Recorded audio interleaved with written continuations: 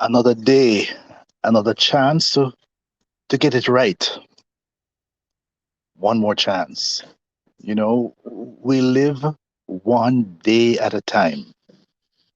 You can't pre-live tomorrow, nor can you relive yesterday. Let's just make sure that we get it right today. The theme of my reasoning this morning is mandate or choice. Mandate versus choice. That's the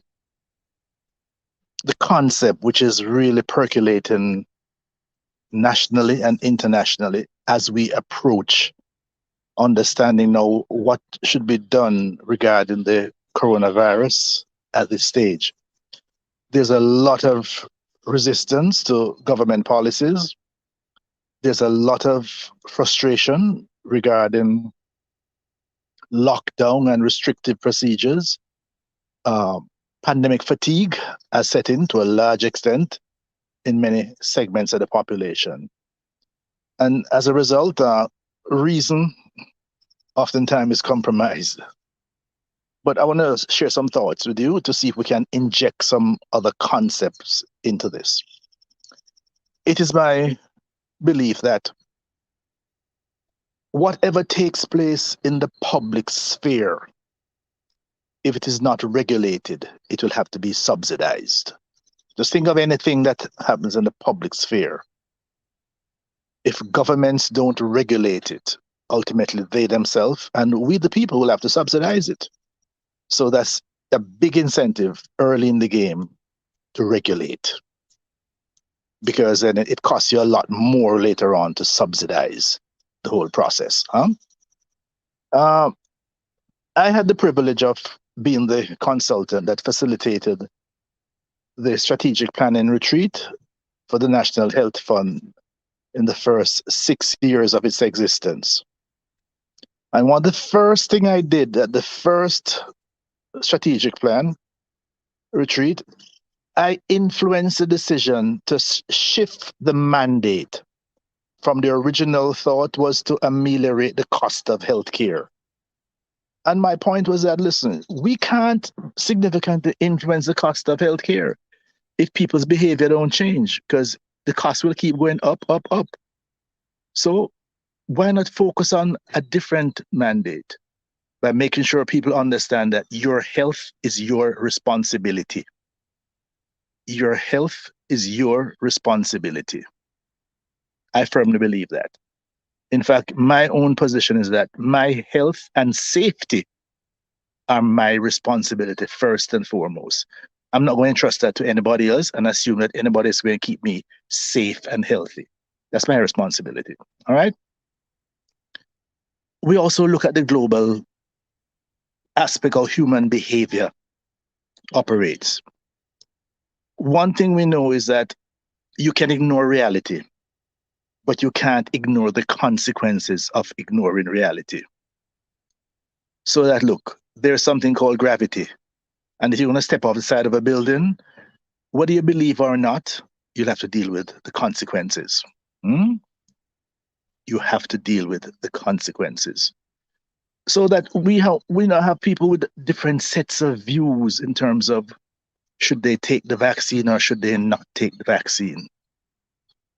The evidence indicate that what we have largely now is a pandemic of the unvaccinated. The evidence is quite clear that persons who are vaccinated and boosted have a higher survival chance if they should contract the virus. But we're not even debating that now because we're way past that. Now, when you deal with the issues now of mandate versus choice, here's my suggestion. Well, first, let me tell you what my position is. I am not putting myself in any situation that I am at the risk of being exposed to persons who are infected with the virus. All right, simple as that. I do not, happily, I don't have to take public transportation. The only public transportation I have to take is airlines. At least once a month I fly. Hmm? At least once a month. But the airlines have fairly rigid policies, and I make sure once I am in any public space, I am properly masked. I wear a proper mask. N95. I walk with my own sanitizer, and as much as possible maintain social distance. So when I'm on a plane, I make sure I do that. A couple of weeks ago, I had to get a car and driver because of the context. I need to do something for a day, and it's better for me to have a driver. When I called the company, I insisted I wanted a driver who was vaccinated. If I'm going to be in a car for 3, 4, 5 hours with someone, then I want to make sure that that person is vaccinated and also wearing a mask, as I would be, also to minimize my chance of any kind of infection. I did that. All right. So that's me. I tell you more. If we open up facilities to say whether stadiums for large gatherings and we insist that persons must be vaccinated or whatever, I tell you one person who's not going. Me, I'm not going. Why? I foresee a market for bogus vaccination certificates. Then also one suggestion that my good friend Michael Abrams made is that we should also exempt persons who recently had COVID because their antibodies level should be high. When he asks how we do that, he says he's not sure. Neither am I sure. The effort and the cost and so on to do that.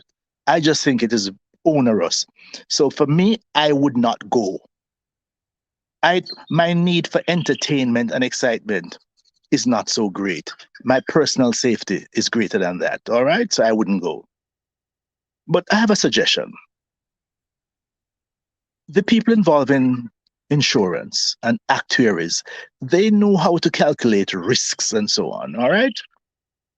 So why don't we have a situation where you calculate the risk associated with persons attending mass gatherings, different levels, different size gatherings, and you take out insurance policies that would cover the cost of the hospitalization and the cost to the state if persons should so be infected and then get to the point of hospitalization and require significant financial outlay. And you add that to the cost of the ticket, one way or the other, either directly or indirectly. So persons who are going to take part in mass gatherings, where to a large extent persons will be vaccinated or not, masked or not, that you add the risk factor to the price of the ticket so that a fund is created to pay for the possible consequences. I can work with that. One thing for sure, chances are I'm still not going to go, because I personally believe that my safety and health is my responsibility. I believe the science. I wear my mask anytime I'm in contact with anybody else, even though I'm fully vaccinated and boosted. I observe all the protocol. I walk with my own sanitizer because I don't know what people have in their bottles. So that's one thing I'd like to put on the table. Should we work out the consequences and the potential risk factor, and any place we open up, any place we expand access, we also add a surtax, we add a charge to it that would now provide insurance against consequences. I'm seeing a comment here by Mulgrave. Natural immunity is 4 times better than vaccine immunity. CDC studies. It's not a pandemic of the unvaccinated. That's misinformation. I don't know whether is this male or female, Mulgrave. I am not involved in any kind of such debate, but guess what? Not all of us have the so-called natural immunity. You take your chance with that. I impact my own immunity with my, first of all, my diet, my exercise, my lifestyle, as much as possible. But I also make sure I'm vaccinated. So get this way, I have both. Was an American president that says that trust but verify. Huh? You also heard the expression braces and belt. So I will go with the backup. You also say you can be in a car with a vaccinated individual and still get the virus from him or her. Vaccinated person can carry the same viral load. It has been proven. Quite possible. I have doubt about the level of viral load, but absolutely. What vaccination the evidence is saying, what I'm reading is that even if you're infected as a vaccinated person, your chance of survival is significantly greater than that of someone who is not. Your chance of having no symptoms is significantly greater. But once I'm in contact, as I say, with somebody else outside of my bubble that I can't vouch for their context, I wear my mask. I sanitize often. Hmm?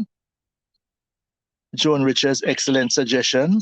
Well, let's see if other people can take a look at this and so on.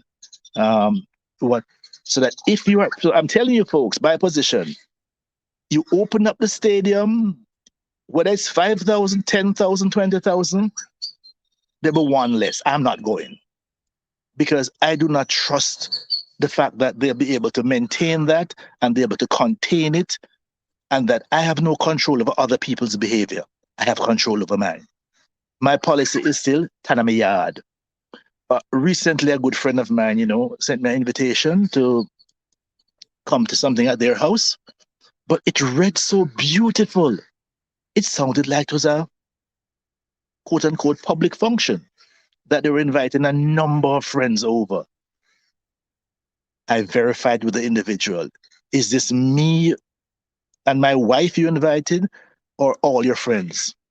Because if it was all friends, I would just politely say, I'd rather not. Spending a whole evening, you know, in a closed environment with persons who I don't know their status, I wouldn't go. But he confirmed that it wasn't. Yes, diet and supplement, Mulgrave, is absolutely so. But listen, I'm not sure where we get, for over 100 years, we have learned, understood the role of vaccination. All of a sudden, I shouldn't say all of a sudden, after 4 years of misinformation,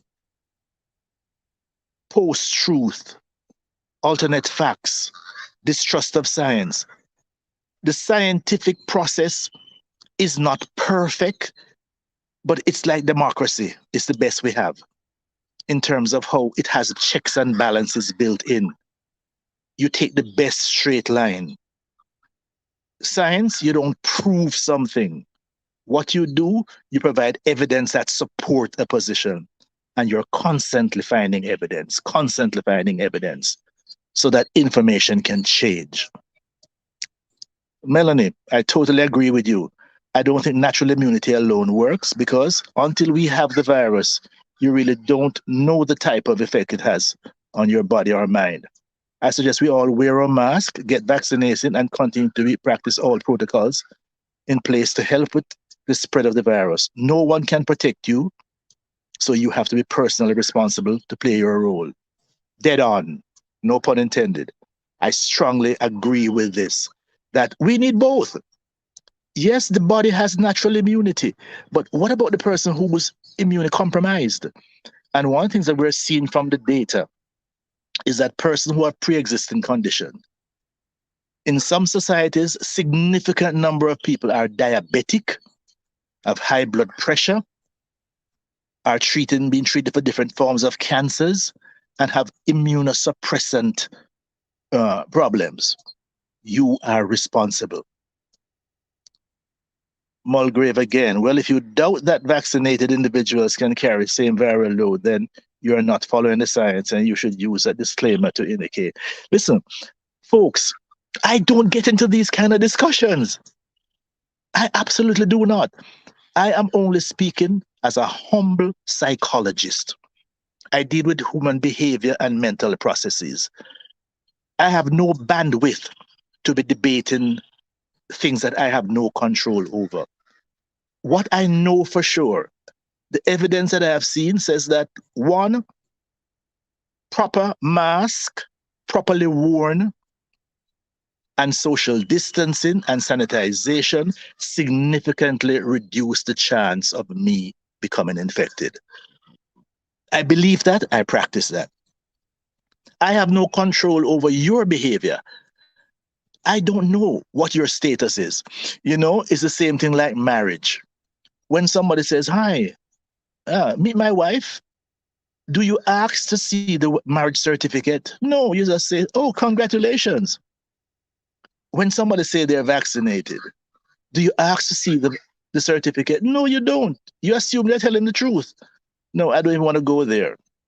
I assume that everyone around me outside of my household is not vaccinated. I assume that everyone outside of my household is actually interacting with lots of other people who would have put them also at risk. The only people I can vouch for are the ones in my household, because I made sure I was there when they got vaccinated. So that's how we roll. Mulgrave, not debating, but you said you doubt it, and I'm telling you that there is no doubt. There are studies from. Listen, Mulgrave, I'm not sure what your personal position is, right?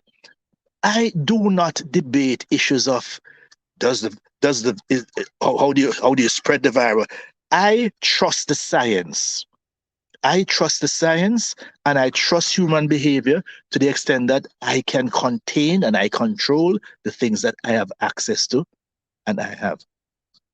All I'm suggesting in this reasoning here this morning, choice versus mandate. You know, in psychology, we have the thing called locus of control. Locus of control. Is your behavior controlled from internal forces, your decision, or is it controlled by external forces? We start off with children, we contain them by external forces. Don't do that, Johnny. Do this, don't do that.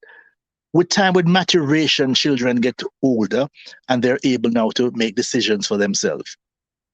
And we give them the tools to make that decision. You notice how the world tends to reward people who can control their behavior. You control your behavior by staying in school, by doing what it takes to get good grades. We reward you.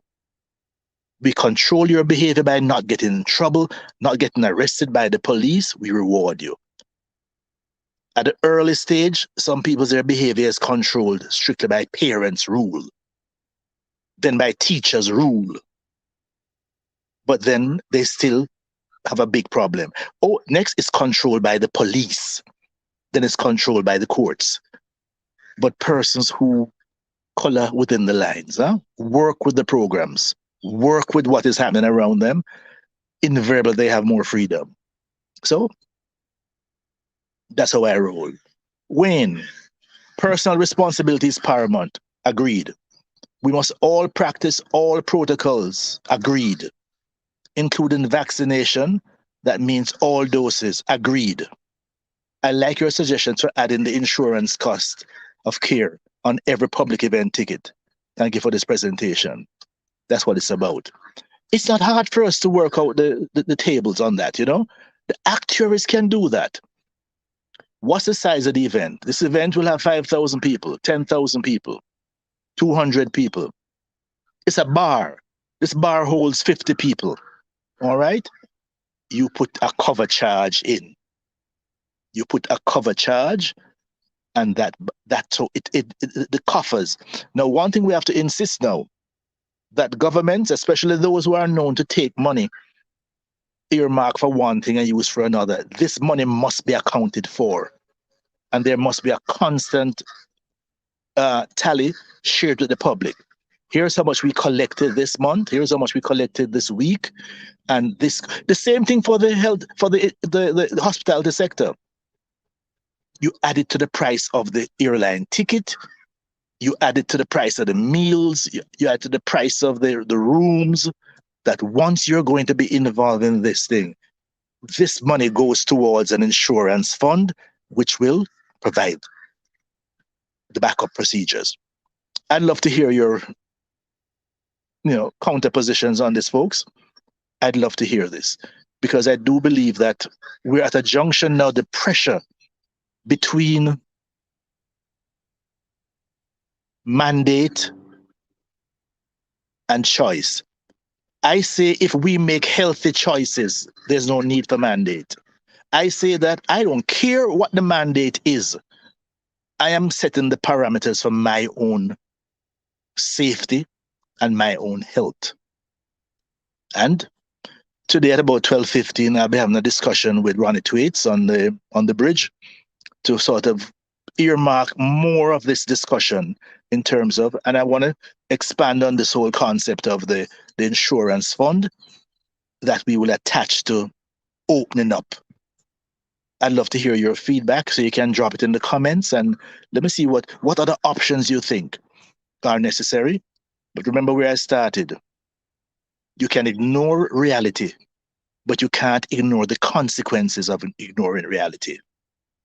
And my second point is that anything that takes place in the public sphere,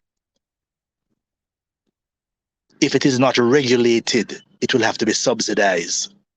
We can see many examples of that. We have not regulated this thing called squatting, and we're paying the penalty for it now, and we have to subsidize it. We're not regulating what's happening on the roads, and we have to now subsidize it. We have work to do. Garfield Reed, you're on point, Dr. Semaj. Thank you for the endorsement. Cedric Stewart, thank you for this frank discussion. We give thanks. So in the end, it's personal choice. Absolutely. It's about personal choice. So that even if there's a mandate, folks, if the mandate allows us to do quote unquote stupid things, me not in it, because my personal choice is my personal safety, my safety and security. That's my personal choice. And I will always act on my personal choice. Vanessa, some countries have already included insurance for tourist visitors to support accommodation for 2 weeks if they contract. Yes, I've noted that. Yes, I've seen that. It is, and by the way, whenever I travel, when you're booking your ticket, especially if you book it online through one of the, Expedia or one of those big entities, there's always a last point. Do you want insurance for health and for all kinds of things? And when you look at the cost of the insurance, it's quite minimal compared to the cost of the ticket. And I have been doing that. I have been taking for the insurance in the event because now the times that we're in, so that yes, it is indeed possible. All right. Paul Reed, thanks for sharing this valuable information. I hope authorities are listening. Paul, I've been sharing information for the last 2 years. If you go on YouTube and you punch in Leahcim Semaj coronavirus lessons, you will see the opt-in videos that I've loaded, and the information is there. But you see, that's why I use this global broadcast now. We stream live. We stream on Facebook. We stream on YouTube. We stream on LinkedIn. And it is written, he who have ears to hear, let them hear. So, till we meet again, stay safe. And I will start exactly where I started with the National Health Fund. Your health is your responsibility. And let me add the second part. Your health and safety is your responsibility. Walk good.